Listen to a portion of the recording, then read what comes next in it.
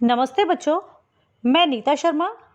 आज हम कृतिका में करेंगे तीसरा पाठ साना साना हाथ जोड़ी, जिसकी लेखिका है मधु कांकरिया। लेखिका मधु कांकरिया जी का जन्म सन 1957 में कोलकाता में हुआ था। इन्होंने कोलकाता विश्वविद्यालय से अर्थशास्त्र में एमए किया और बाद में कंप्यूटर एप्लीकेशन में डिप्लोमा भी किया। इनकी रचनाओं में विचार और संवेदना की नवीनता नजर आती है। इनकी रचनाओं के विषय समाज में फैली हुई अनेक ज्वलंत समस्याएं हैं, जैसे महानगर की घुटन और असुरक्षा के बीच युवाओं में बढ़ती नशे की आदत, अपसंस्कृति, लाल बत्ती इलाकों की पीड़ा इत्यादि। इन्होंने कई सुंदर और रोचक यात्रा वृत्तांत भी लिखे। इन्हें कथाक्रम सम्मान और हेमचंद्र साहित्य सम्मान से सम्मानित किया गया। इनके उपन्यास हैं खुले गगन के लाल सितारे, सलाम आखिरी, पत्ताखोर, सेज पर संस्कृत, रहना नहीं देश बिराना है, और इनके कहानी संग्रह हैं अंतहीन मरुस्थल, भरी दोपहरी के अंधेरे इत्यादि। पाठ साना साना हाथ जोड़ी एक यात्रा वृत्तांत है, जिसमें लेखिका ने पूर्वोत्तर भारत के सिक्किम राज्य की राजधानी गैंगटॉक और हिमालय की यात्रा का वर्णन किया है। इस यात्रा वृत्तांत में गैंगटॉक शहर के अनुपम सौंदर्य को इतने चित्रात्मक रूप से प्रस्तुत किया गया है कि पाठक का मन भी सैर करने लगता है। शहर के अद्भुत और प्राकृतिक सौंदर्य के चित्रण के साथ लेखिका ने पहाड़ी लोगों के परिश्रम, कठोर जीवन, पत्थर तोड़ती महिलाओं का वास्तविक वर्णन किया है, जो मन को छू जाता है। बर्फ से ढके पहाड़, झरने, तिस्ता नदी और लेखिका के मन को आध्यात्मिकता से जोड़ देते हैं। कुल मिलाकर लेखिका की यह यात्रा एक खोज यात्रा बन जाती है और पूरा सफ़र चेतना और अंतरात्मा में हलचल उत्पन्न कर देता है। रात में जगमगाता गैंगटॉक शहर बहुत सुंदर था। लेखिका मधु कांकरिया जी को सुबह युमथांग के लिए निकलना था। लेखिका रात्रि में जगमगाते गैंगटॉक शहर को देखकर आश्चर्यचकित रह जाती हैं।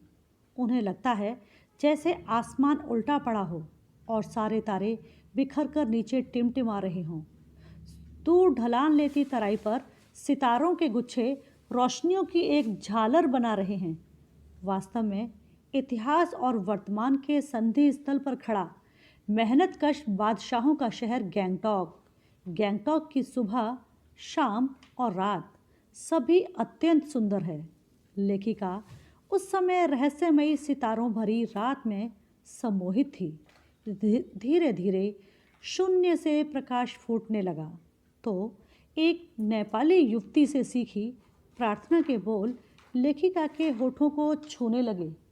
साना साना हाथ जोड़ी गर्द हूँ प्रार्थना, हामरो जीवन तिमरो कौसेली, अर्थात छोटे छोटे हाथों को जोड़कर प्रार्थना कर रही हूँ कि मेरा सारा जीवन अच्छाइयों को समर्पित हो। उसके कुछ समय पश्चात लेखिका अपने साथियों के साथ युमथांग के लिए रवाना हो गई। युमथांग गंगटॉक से 149 किलोमीटर की दूरी पर था। गंगटॉक सिक्किम की राजधानी गैंगटॉक इंग्लिश में कहा जाता है गैंगटॉक और हिंदी में कहा जाता है गंगटॉक, यानी कि दोनों का अर्थ एक है। यहाँ पर एक पात्र आते हैं जितेन नार्गे, जो कि लेखिका मधु कांकरिया जी के ड्राइवर भी हैं और गाइड भी। जितेन नार्गे लेखिका को बताते हैं, उन्होंने बताया कि रास्ते भर हिमालय की गहनतम घाटियाँ और फूलों से लदी हुई वादियाँ मिलेंगी। लेखिका गदराए, पाइन और धूपी, ये पेड़ों के नाम हैं, पाइन और धूपी के सुंदर नुकीले पेड़ों का जायजा लेती हुई पहाड़ी रास्ते पर आगे बढ़ रही थी।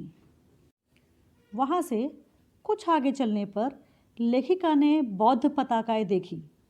लेखिका के द्वारा पूछने पर जितेन नार्गे ने बताया कि किसी बुद्धिस्ट की मृत्यु होने पर उसकी आत्मा की शांति के लिए शहर से दूर किसी पवित्र स्थल पर 108 श्वेत बौद्ध पताकाएं फहराई जाती हैं तथा किसी नए कार्य का आरंभ करने पर रंगीन पताकाएं लगाई जाती हैं और उसके बाद वो समय के साथ साथ अपने आप ही नष्ट हो जाती हैं। यात्रा के दौरान लेखिका ने कवि लॉन्ग स्टॉक नामक स्थान देखा, जहां गाइड फिल्म की शूटिंग हुई थी। गाइड फिल्म हिंदी की बहुत प्रसिद्ध फिल्म थी, जिसमें अभिनेता देवानंद जी और अभिनेत्री वहीदा रहमान जी ने काम किया था और जो फिल्म बहुत सफल हुई थी। इसी स्थल पर तिब्बत की दोनों स्थानीय जातियों के बीच चल रहे लंबे झगड़ों के बाद शांति वार्ता शुरू हुई थी।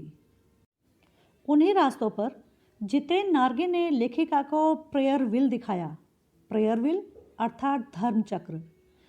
जितेन नार्गे ने बताया कि इस धर्म चक्र को घुमाने से सारे पाप धुल जाते हैं। उसे देख लेखिका को ऐसा लगा कि पहाड़ हो या मैदान, इस देश की आत्मा एक जैसी ही है, क्योंकि आस्थाएं, विश्वास, अंधविश्वास पूरे देश में देखने को मिलते हैं।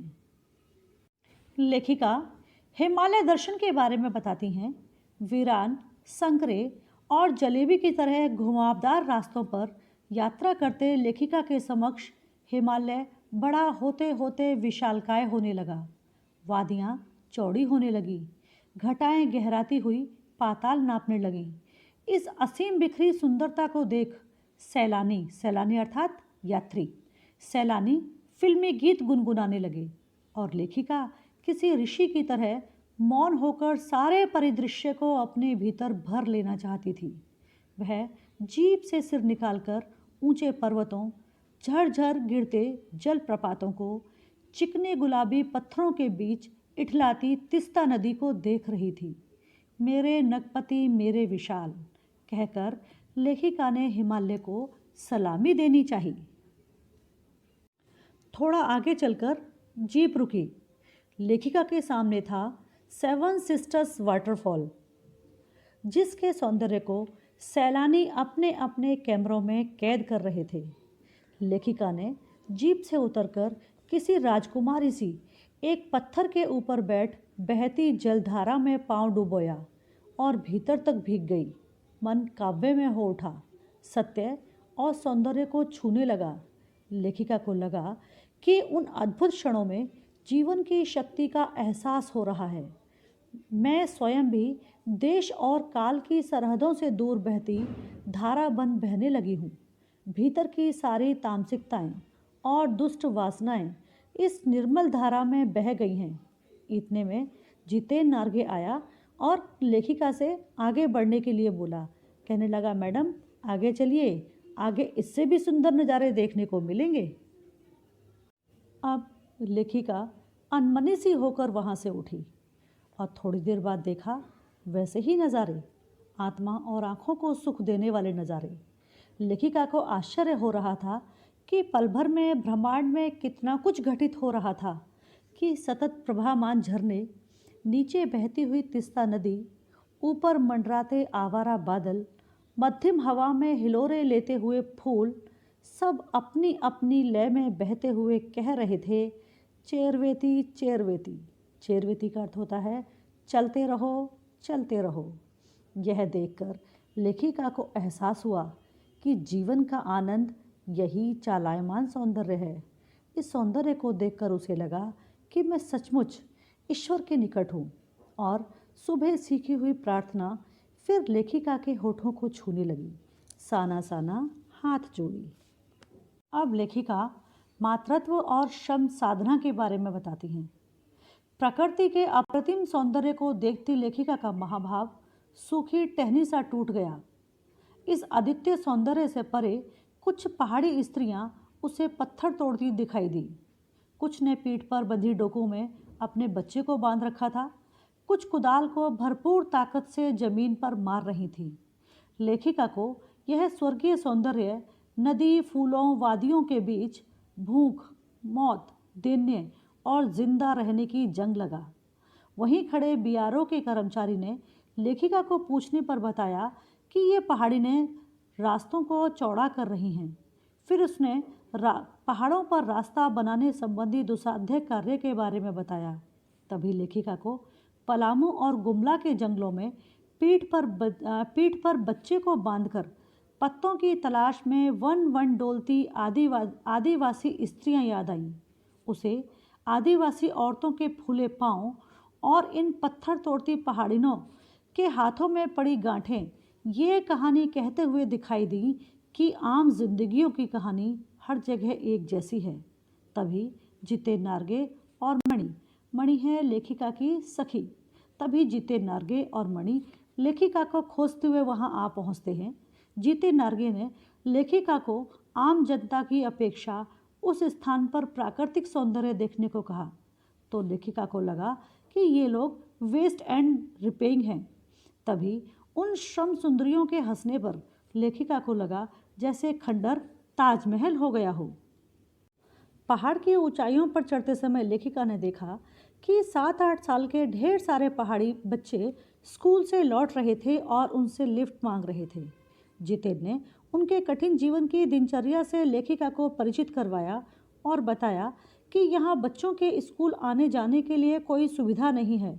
ये पैदल ही स्कूल आते जाते हैं और ये बच्चे पढ़ाई के अतिरिक्त घर जाने के बाद मवेशी चराने और लकड़ियाँ ढोने का काम भी करते हैं।